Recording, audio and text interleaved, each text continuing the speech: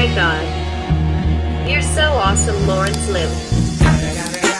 It's Lawrence Lim with the W. Eddie desperately wanted to make love with this really cute, really hot girl in his office, but unfortunately she was dating someone else. One day Eddie got so frustrated that he went to her and said, "I'll give you $100 if you let me make love to you." The girl looked at him, then said, "No." Eddie said, "I'll be real fast. I'll throw the money on the floor, you bend down, and I'll finish by the time you've picked it up." She thought for a moment and said that she would consult with her boyfriend.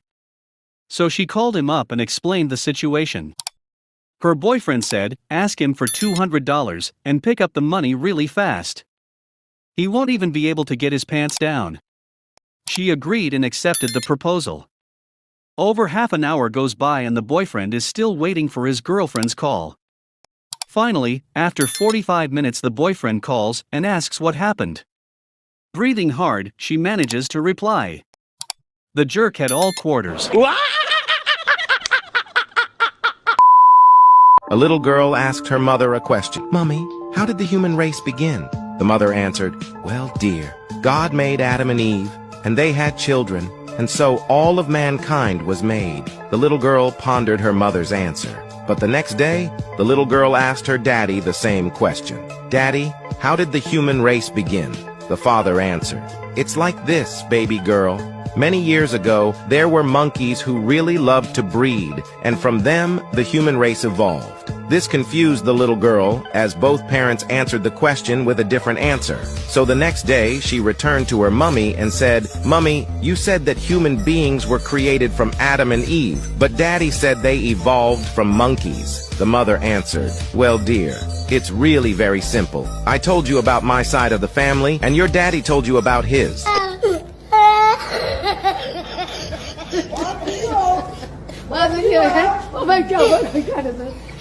So once upon a time, there lived a wealthy mother-in-law who had 3 loving daughters, each married off to 3 fine gentlemen. Curious to know if her sons-in-law truly cared about her, she hatched a mischievous plan to put them to the test. One sunny afternoon, the crafty mother-in-law invited her first son-in-law for a friendly run in the nearby countryside. As they jogged along the picturesque trail, they eventually reached a serene river where the gentle current flowed peacefully. With a sly smile, she pretended to lose her footing and slipped into the water. Without a moment's hesitation, the dutiful son-in-law sprang into action, heroically diving into the river and pulling her to safety. Impressed by his quick response and genuine concern, the grateful mother-in-law decided to reward him handsomely for his bravery. The very next day, the first son-in-law received an unexpected surprise at his doorstep, a shiny, brand-new Audi car and a jaw-dropping $10 million in cash, accompanied by a heart-warming note that read, "Thanks for saving me, your loving mother-in-law."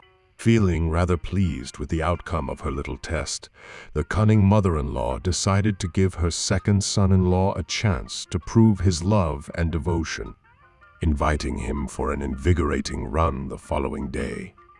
They found themselves once again near the same riverbank.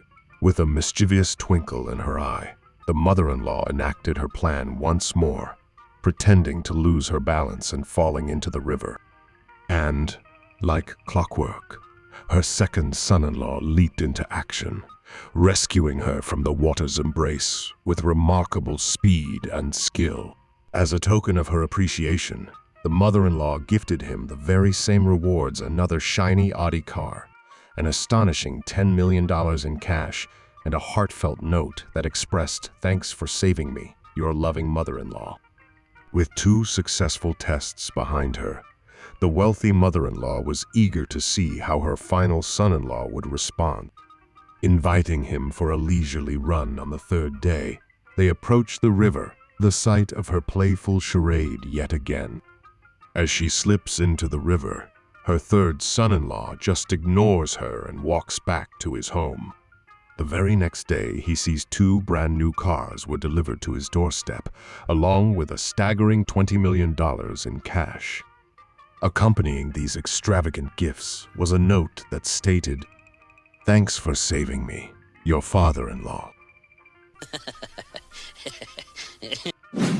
So, a tornado was quickly approaching a small town.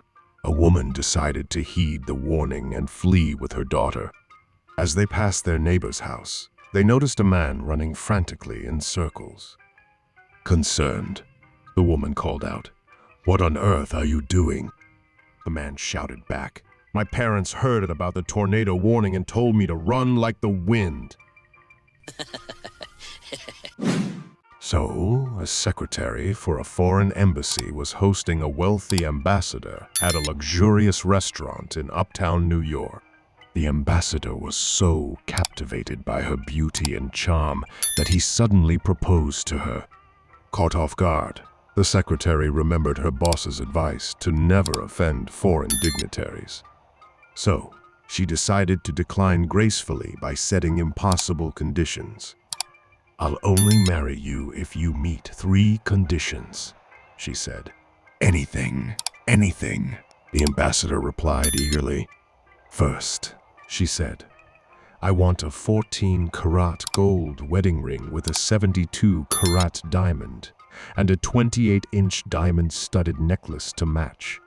Without hesitation, the ambassador grabbed his phone, called his accountant, and said, "Yes, yes, I buy. I buy." The secretary was shocked but pressed on. "Second, I want a 58-acre mansion in the richest part of the Poconos and a 40-acre summer home in the vineyards of France." Again, the ambassador picked up his phone, made a few quick calls, and confidently said, "Yes, yes. I build, I build."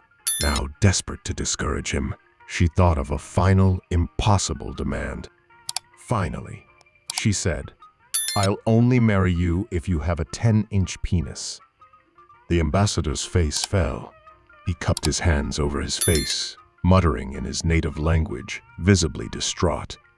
After a few moments, he looked up with teary eyes and said, "Okay, okay, I cut. So, a crusty Navy Master Chief noticed a new face in his unit and barked at him immediately. "Get over here." "What's your name, sailor?" "John," the new seaman replied. "Look, I don't know what kind of bleeding heart pansy crap they're teaching sailors in boot camp these days, but I don't call anyone by his first name," the chief scowled. "It breeds familiarity, and that leads to a breakdown in authority.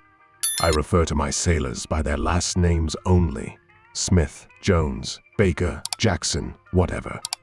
And you are to refer to me as Master Chief." He gave him a threatening glare honed by years of experience. "Do I make myself clear?" "Yes, Master Chief," replied the sailor.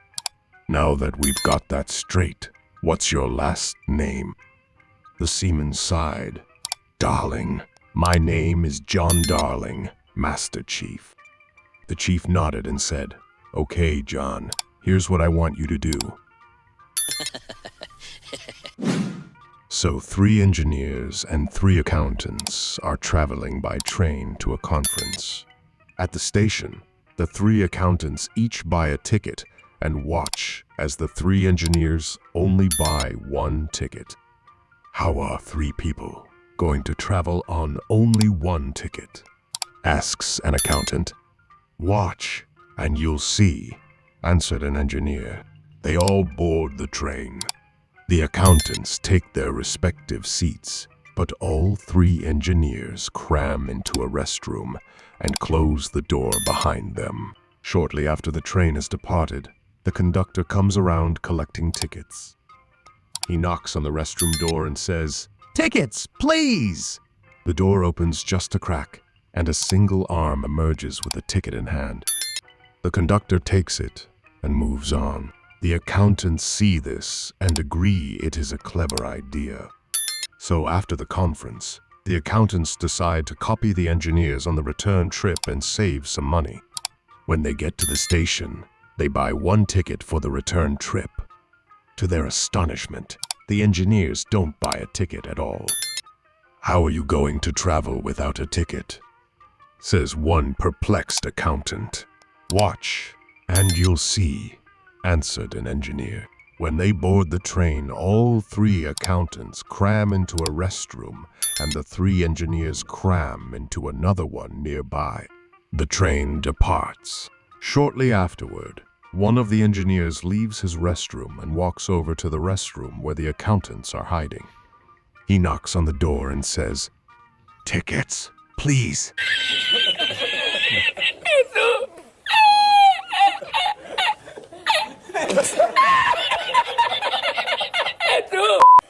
I heard a rumor through the grapevine so bold. Lawrence Lim got a million stories untold. From green jokes, conspiracies, and edits with flair. You gotta follow him, baby, if you dare.